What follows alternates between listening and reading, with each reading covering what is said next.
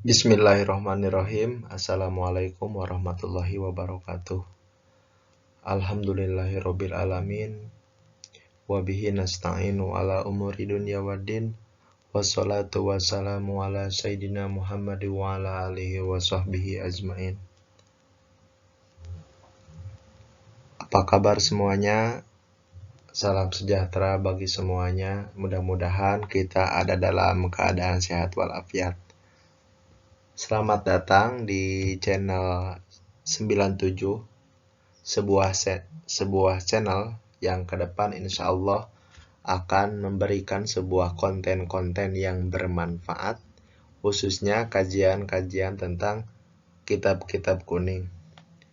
Insya Allah ke depan 97 channel ini akan memberikan sebuah konten kajian yang di dalamnya bertahap, baik itu kitab-kitab yang kategori kitab qawaid bahasa Arab, ataupun itu tauhid, fikih, pokoknya banyak yang lainnya. Dalam kesempatan kali ini kita akan ngaji bareng, belajar bareng. Artinya bukan 97 channel mengajari sahabat-sahabat semuanya, tetapi mari kita bersama-sama ngaji bareng. Artinya kita sama-sama untuk belajar, baik itu belajar berbicara maupun belajar secara esensi kitab Kailani ini. Kenapa 97 channel ini mengawali kajiannya dengan kitab Kailani? Kitab Kailani ini merupakan sebuah kitab kategori qawaid bahasa Arab, khususnya bidang shorof, dasar-dasar dalam ilmu shorof. Nah, termaktub atau tertulis dalam kitab Kailani. Di pesantren-pesantren, baik itu salaf khususnya, pesantren-pesantren tradisional itu sering dikaji kitab Kailani ini sebagai permulaan bagi pelajar-pelajar yang memang ingin bisa mengenal atau memperdalam tentang bahasa Arab. Karena kita telah mendengar atau sering ya, as-sorfu umul ulum wa nahwu abuha. Sorof adalah ibunya ilmu dan nahwu adalah bapaknya ilmu. Kenapa sorof dikatakan sebagai ibunya ilmu dan nahwu adalah bapaknya ilmu? Padahal kita sebagai umat Islam itu diperintah untuk mengkaji itu bukan sorof dan nahwu, tapi kita diperintah untuk mengkaji Al-Quran, mengkaji sunnah-sunnah Nabi. Nah, sorof dan nahwu ini kalau di pondok pesantren memang sangat dikaji. Dan jabatan atau tempat sorof dan nahwu ini bukan menjadi sebuah tujuan dalam agama Islam, dalam pelajaran agama Islam, melainkan ini sebagai media atau wasilah agar kita bisa memahami Al-Quran dan As-Sunnah secara baik dan benar. Karena Al-Quran dan Sunnah ini merupakan bahasa Arab. Nah, untuk mempelajari dan menggali itu secara mendalam, secara benar, maka dibutuhkan sebuah alat. Nah, alatnya itu yang paling dasar dikenal dengan nahwu dan sorof. Setelah kita telah bisa membaca dengan pengenalan huruf-huruf hijaiyah, maka kita dituntut untuk bisa memahami ilmu nahwu dan ilmu sorof yang kedepannya akan menjadi sebuah media agar kita bisa memahami Al-Quran dan As-Sunnah secara baik. Oleh karenanya, 97 channel mengawali kajiannya dengan kajian kitab Kailani. Dalam kajian kitab Kailani ini, 97 channel ini membagi kepada dua bagian. Yang pertama kita ngalogat dulu, dan kedua pembahasan.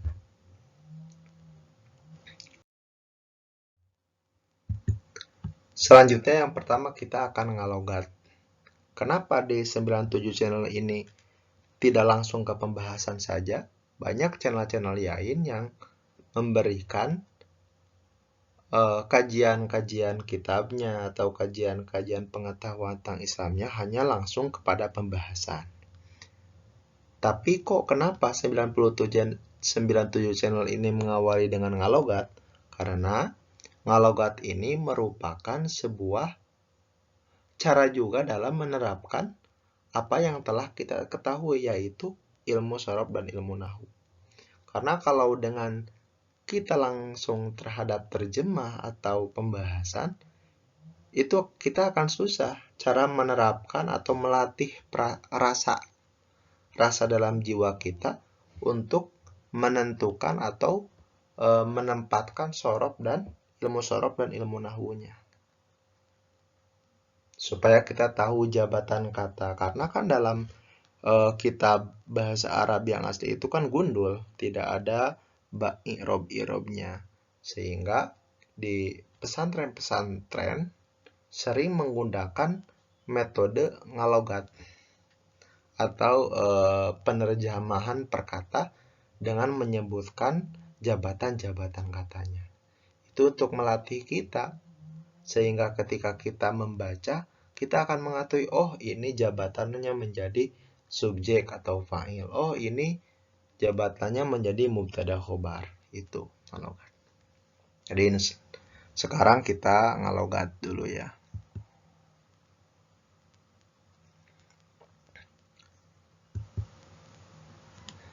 Bismillahirrahmanirrahim. Summa ila ruhi mu'alifi hadal kitab kailani al-fatihah. A'udzubillahi minasyaitonirrajim. Bismillahirrahmanirrahim. Alhamdulillahi rabbil alamin arrahmanirrahim maliki yaumiddin. Iyyaka na'budu wa iyyaka nasta'inu ihdinas siratal mustaqim. Siratal ladzina an'amta 'alaihim ghairil maghdubi 'alaihim waladdallin. Bismillahi ngawitan abdi ngaos kana ieu kitab kailani barina nyuhunkeun ditiasakeun sareng dibarokahkeun kalawan nyebat jenengan Allah. Sifatna Allah ar-Rahmani dat anu mafari nikmat ageng sareng alit Allah di dunia walatra kasadaya makhluk. Sifatna Allah ar-Rahimi tur dat anu mafari nikmat alit Allah di akhirat ka mukmin wungkul. I'lam kedah uni ngaanjeun muhatab goer muayyan. I'lam itu termasuk muhatab goer muayyan. I'lam itu kan fi'il amar. Fi'il amar itu menunjukkan terhadap muhatab, artinya tahu. Orangnya itu tahu. Orang yang diajak bicara atau orang yang terkena hukum itu ada gitu. Tapi i'lam itu kan karena i'lam itu secara umum dalam kitab kailani ini menggunakan kata i'lam yang harusnya orang yang diajak bicaranya itu ada, tapi jelas siapa-siapanya, makanya muhatabnya disebut muhatab ghair muayyan. Siapa yang membaca kitab kailani, maka itu termasuk orang yang diajak bicara atau menjadi muhatab oleh pengarang kitab kailani ini. Makanya i'lam diartikan i'lam kedah uni ngaanjeun muhatab ghair muayyan. Mengetahui apa? Anna tasrifa kana sanyana tasrif bil lugati mungguh bahasa at-tagyiru eta kadar-kadar ngarobah. Wa bisonaati jeung ngaran tasrif menurut istilah tahwilul asli eta mindahkeun asal, eta mindahkeun pokok al-wahidi anu sahiji itu asal ila amsilatin kana pirang-pirang contoh mukhtalifatin anu buda-beda itu amsilah. Limaanin karena pirang-pirang makna maksudatin anu dituju anu dimaksud itu ma'an la tahsulu mual hasil itu ma'ani maksudah illa biha anginku amsilatun mukhtalifah.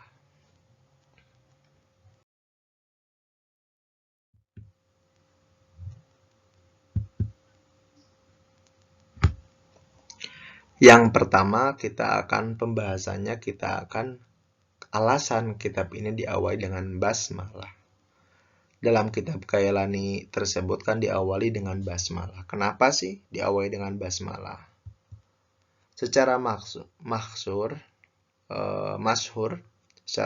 itu, kenapa kitab ini diawali dengan basmalah? Karena ada dalil-dalilnya, alasan-alasannya. Yang pertama ada dalil akli, sebuah dalil yang memang dilatar belakangi oleh logika akal. Iktidaan bil kitabil anjiji, meniru atau mengikuti kitab agung yaitu Al-Quran. Karena kitab agung Al-Quran memakai basmalah, diawali dengan basmalah, baik itu ada yang termasuk ke dalam surat maupun yang tidak, maka kitab Kailani ini mengikuti Al-Quran. Karena kitab Al-Quran ini menjadi kitab yang agung.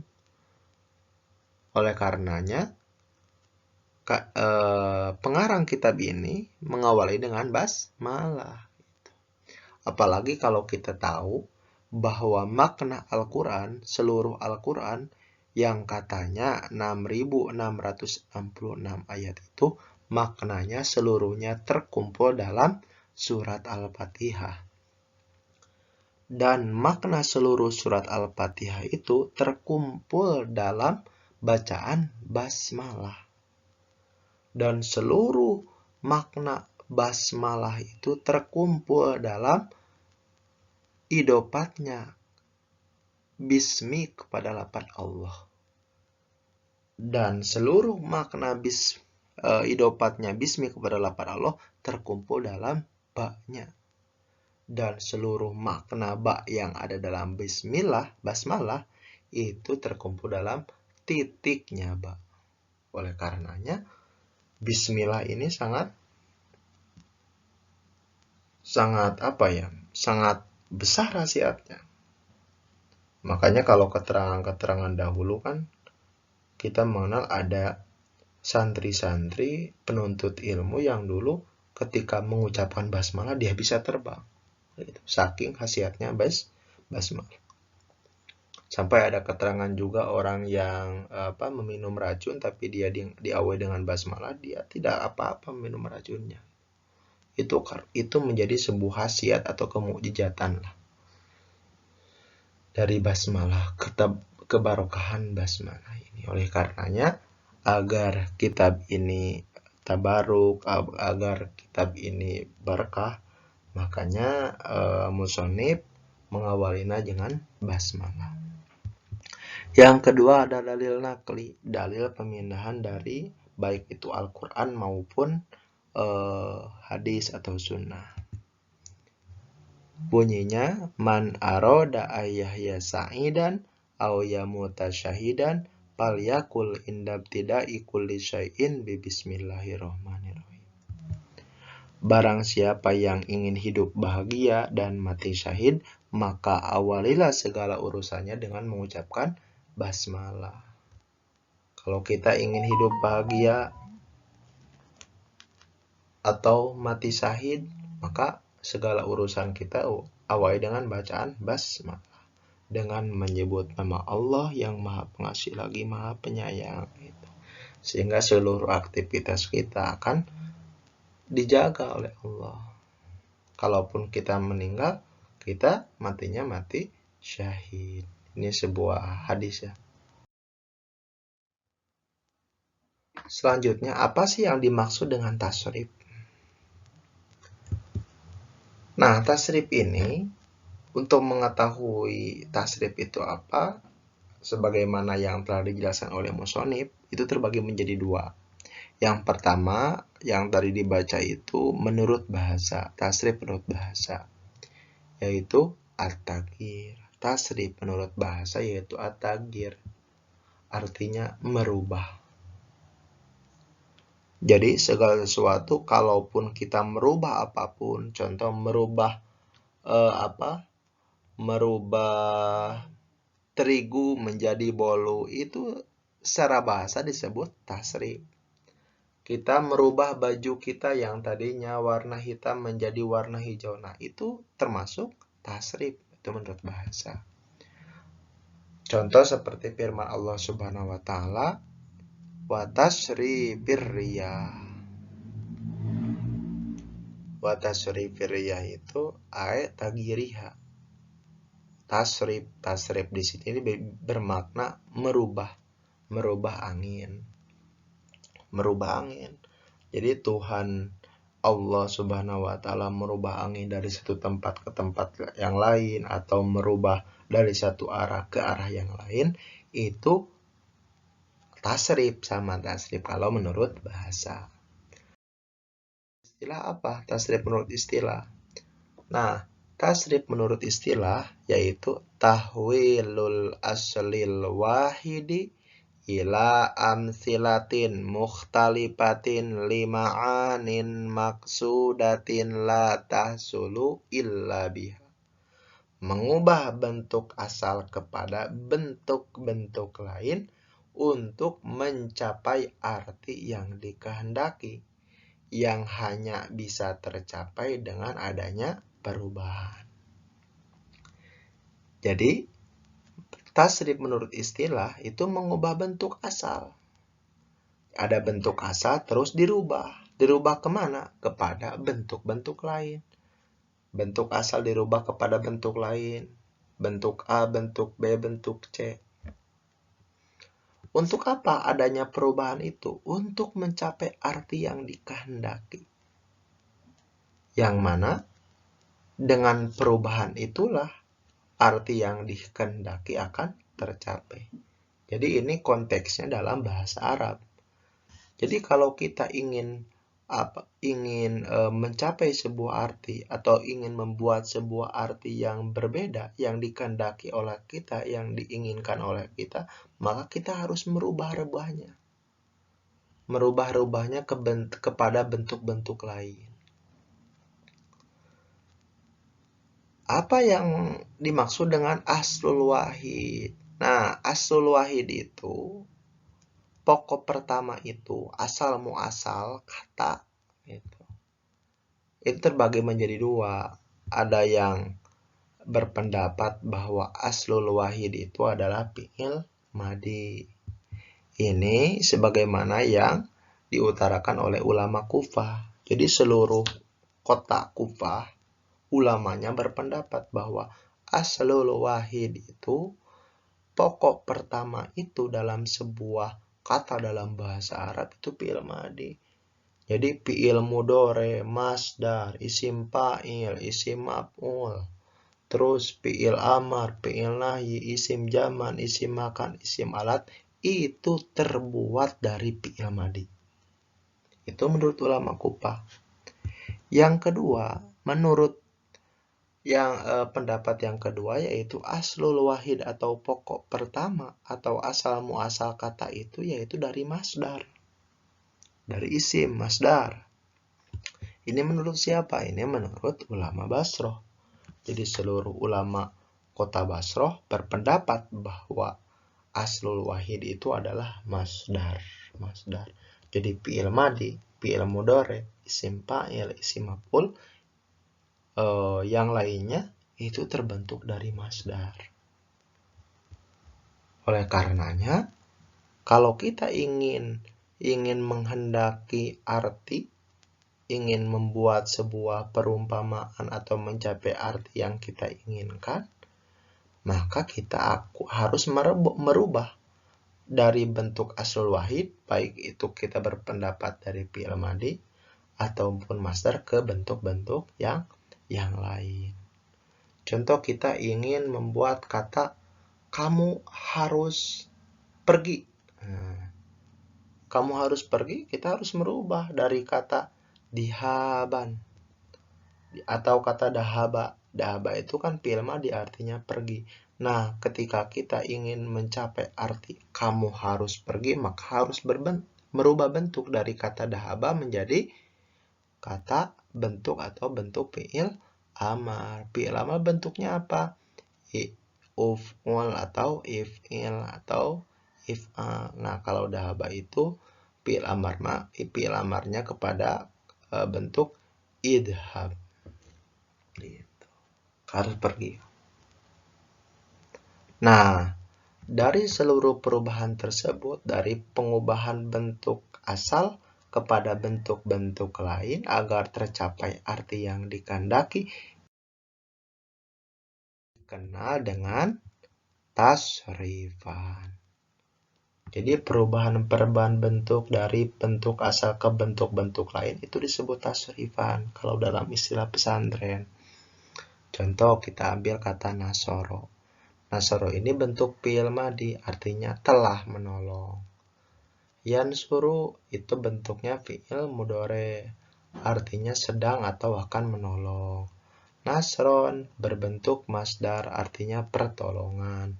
Nasirun isim fa'il itu bentuknya, artinya yang menolong. Mansurun itu isim maf'ul, artinya yang ditolong. Unsur itu fi'il amar, artinya kamu harus menolong. La tansur itu fi'il nahi, artinya kamu jangan menolong. Mansorun itu isim jama, artinya waktu menolong. Mansorun bentuknya isim makan, tempat menolong. Minsorun alat menolong. Ini bentuknya isim alat. Nah, kalau kita ingin mengetahui makna-makna yang dikehendaki, contoh kita ingin membuat atau maknanya yang menolong menjadi subjek, maka kita harus merubah dari asalnya. Kalau kita menemukan fi'il madi nasor dalam kamus atau apapun itu, dibuat bentuknya, dipindahkan dengan bentuk isim fa'il. Jadi nasir, artinya kita akan mencapai arti yang menolong. Kalau kita ingin tadinya bermakna fi'il madi menjadi waktu menolong. Nah, kita pindahkan dari aslul wahid fi'il madi atau masdar ke bentuk isim jama. Jadi mansoru. Katanya sama, asal katanya sama, ada nun sodro. Dan isim jaman pun sama, ada nun sodro, cuman memakai mim di awal dan membentuk sebuah wajan maf'alun. Nah, jadi perubahan dari satu bentuk ke bentuk-bentuk yang lain agar mengetahui sebuah makna yang dikehendaki atau mencapai makna yang dikehendaki itu disebut dengan tasrifan. Jadi pada intinya sorob itu berbicara tentang tasrifan. Kalau kita ingin bisa sorob secara 50% atau 75%, kita harus mengetahui tasrifan. Tasrifan ini banyak. Ada 39 bab. 39 bab. Ditambah lagi ada kiasan-kiasannya, ditambah lagi ada tasrif binanya yang ada huruf elatnya gitu. Agar apa? Agar kita bisa membaca kitab yang tidak ada harokatnya gitu. Untuk mengharokatinya dengan apa? Dengan sorob tadi, dengan sigot. Sigotnya apa nih? Itu. Contoh tadi i'lam itu kan tadi tidak ada i'robnya. Bagaimana kita untuk menentukan bahwa ini dibacanya i'lam? Dengan sorob tadi, dengan bahwa bentuknya itu bentuk fi'il amar, berarti dibacanya i'lam. Itu mungkin ya. Nah, mungkin sekian pertemuan kali ini ngaji bareng kita untuk kitab Kailani. Mudah-mudahan ada manfaatnya. Saya cukupkan pembelajaran kita kali ini. Terima kasih atas perhatiannya dan atas tontonannya. Mudah-mudahan kita bisa melanjutkan di pertemuan yang akan datang. Wassalamualaikum warahmatullahi wabarakatuh.